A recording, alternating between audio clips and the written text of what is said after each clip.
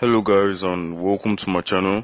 Today I'm going to be teaching you guys how to create an Instagram creators account. It's very simple and super easy and quick. So I'm going to be teaching you guys. Let's go. So firstly, you want to click on more, then you click on settings.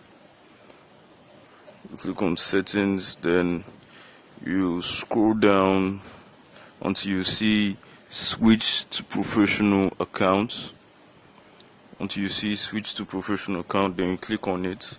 Then you see this page where you see creator and business. So you see best for public figures, content creators, producers, artists and influencers.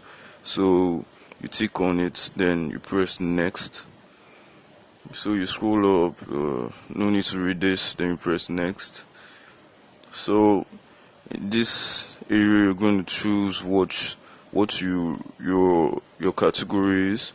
So you click, then you write digital creator, then you click on the option, you tick it, then you press show category on profile, then scroll down, then you press done.